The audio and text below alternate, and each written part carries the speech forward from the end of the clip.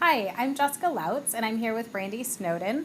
And we just put together and released this morning the 2015 Profile of Home Buyers and Sellers. If you haven't seen it, you have to check it out.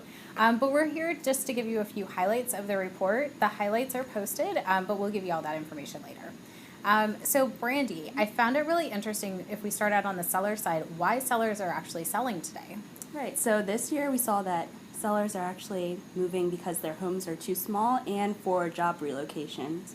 And that's similar with first-time buyers, but repeat sellers and first-time sellers.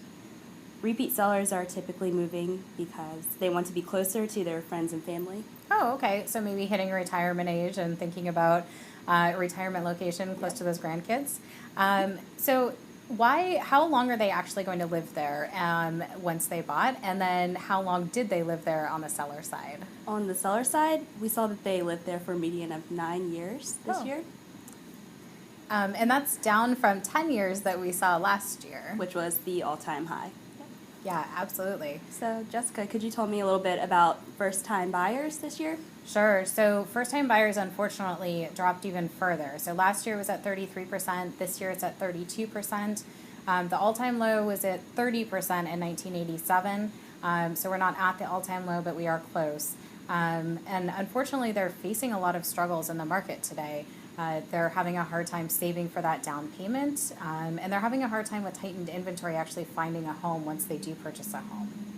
Oh, wow. So, are there any other reasons that first-time buyers might be so low this year? There's a number of reasons. They're facing hurdles in the market. They do actually want to purchase a home, and once they get into a home, the main reason for purchasing is just to own a home of their own. But unfortunately, they're facing high rents today. They're also struggling when they save for a down payment because of their own student loan debt as well. Oh, wow. So, Brandy, can you tell me about the home search process? Sure. So, we saw that buyers are primarily looking online and through their real estate agent for properties, and they ultimately find the home that they purchased online usually, but they're still searching for a median of 10 weeks and looking at 10 homes. Oh, okay.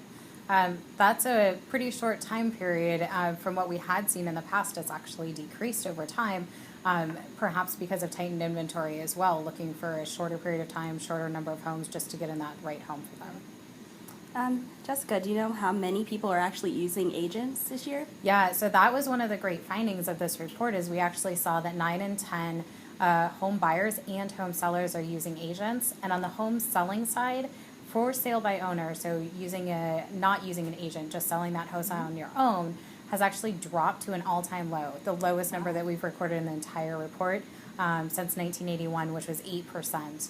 So most people do want to use an agent during that home search, home buying, home selling process, and really value what their agent can bring to the table for them.